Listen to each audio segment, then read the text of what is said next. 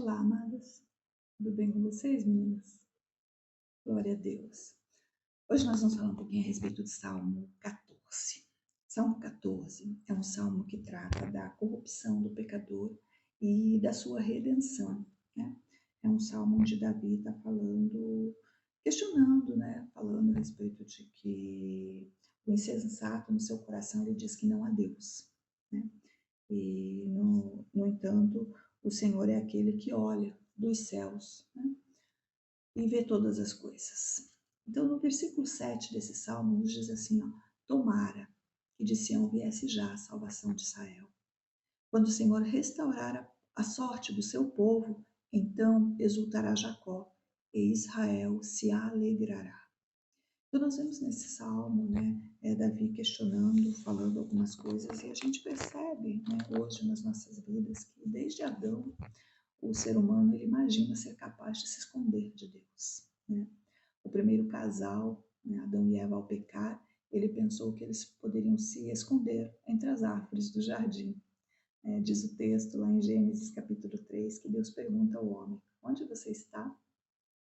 E milênios já se passaram desde essa história, né, do jardim, e a pergunta continua sendo a mesma, né? Deus continua fazendo a mesma pergunta, onde você está?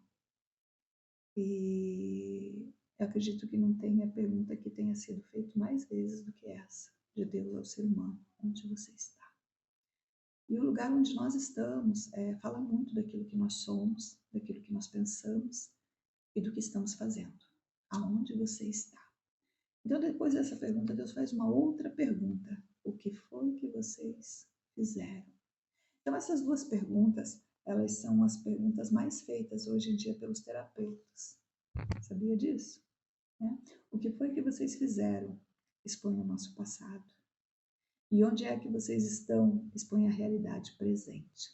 Então, essas duas perguntas, elas revelam a loucura humana de imaginar que nós podemos nos esconder de Deus, né?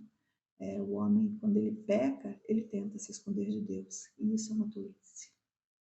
Isso é um desperdício, porque não é possível nós nos escondermos de Deus. Sabe por quê? Porque do céu, Deus olha para os filhos, né, dos homens, do céu. Nos diz isso no versículo 2. Do céu Deus olha. Então, nós vemos que fugir de Deus não é a solução. Ele olha por tudo, ele olha toda a terra, né? Então, quando Deus ele se encontrou com Adão e Eva, ele estabeleceu consequências, né, para o comportamento desse casal. A gente vê que logo em seguida ele providenciou vestes, né, para Adão e Eva, né? Ele providenciou vestes novas. Então ele estava dizendo para eles que eles não poderiam voltar atrás, né? Eles não poderiam, eles já tinham pecado, eles não poderiam voltar atrás, mas contudo, eles poderiam caminhar para frente, vestidos de uma outra maneira. Isso fala muito a respeito de mim e de você, porque você e nós também não podemos voltar atrás naquilo que já fizemos. Nos nossos pecados, nas nossas transgressões, nós não podemos voltar atrás. Mas nós podemos trocar as nossas vestes sujas, né, pelo pecado, por vestes de justiças, alvas como a neve, lavadas no sangue do Cordeiro. É isto que a Bíblia promete ao pecador arrependido que busca a Deus, né? A Bíblia diz que as coisas velhas se passaram, eis que tudo se fez novo. Diz também que nós, nos esquecendo das coisas que para trás ficaram, nós prosseguimos. Então, amadas, o nosso passado é o nosso passado, apesar de muitas vezes triste, vergonhoso, nós não podemos fazer nada com relação a isso, mas nós podemos seguir em frente. Então, muitas vezes, nós somos alvo mesmo de zombaria, né, do mundo por causa da nossa fé. Nós somos ironizadas por defender valores, princípios que hoje são ultrapassados, né? Muitas vezes as pessoas nos condenam por aquilo que já fizemos, que já fomos, né, no passado, quando pessoas que nos conheceram e hoje convertidas, com vestes limpas, as pessoas nos ironizam, as pessoas elas riem, nos rejeitam. Então, nesses momentos, nós precisamos colocar a nossa fé em prática. Nós precisamos realmente acreditar na palavra de Deus. E hoje, infelizmente, os perversos, eles têm prevalecido com grande poder. Infelizmente, isso tem acontecido com grande força e influência nesse mundo, né? Eles são sempre os que se dão bem, né? Aparentemente, no nosso mundo, quando nós olhamos com os olhos naturais, eles são os que enriquecem, eles são os que se dão bem nos negócios, nas transações econômicas, né? E quem é honesto, né, nunca consegue nada, não enriquece, não leva vantagem em nada, é sempre passado para trás, né? Segundo os olhos humanos, é isso. Então, por mais que possa parecer, Deus ele não está indiferente a essas injustiças, aquilo que está acontecendo no mundo, por mais que aos nossos olhos, muitas vezes, a gente fica indignado, né, por tanta malandragem, por tanta desonestidade, por tanta corrupção. E se nós, como seres humanos, que somos também tão corruptos, tão malandros, né, também somos tão desonestos, imagine Deus. Então Deus odeia muito mais o pecado e a iniquidade do que nós. Deus, porque Ele é muito santo.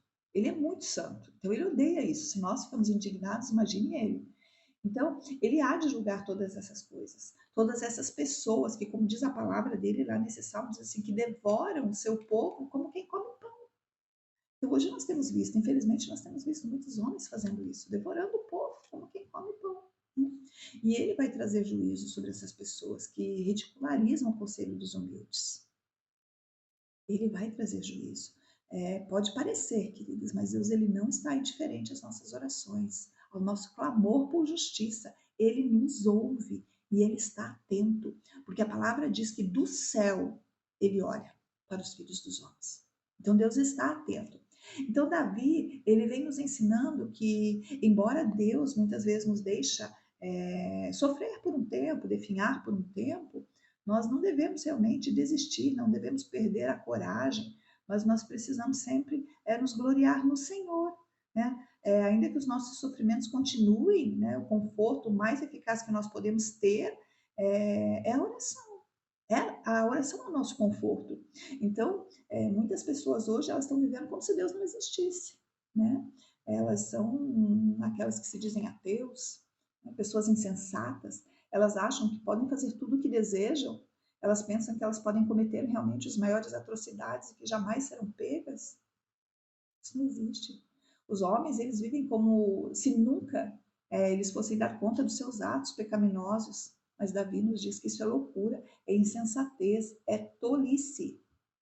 Como é que eu e você nós devemos nos comportar diante desse quadro?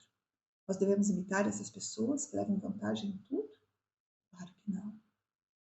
Nós devemos desejar a riqueza, né, e o poder adquirido de uma forma ilícita? Com certeza não. Os filhos de Deus, eu e você, nós devemos nos lembrar que Deus está atento a todas essas coisas. Ele não é indiferente, amada. Ele não é. Deus, no seu tempo, ele vai fazer justiça. Ele vai restaurar a sorte do seu povo.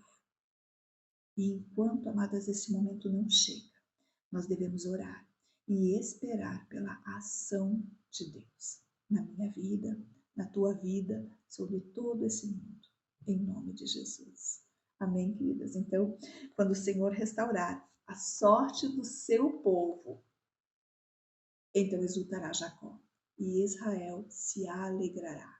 Então, eu e você ainda exultaremos, ainda nos alegraremos, porque o Senhor fará justiça sobre essa terra, em nome de Jesus.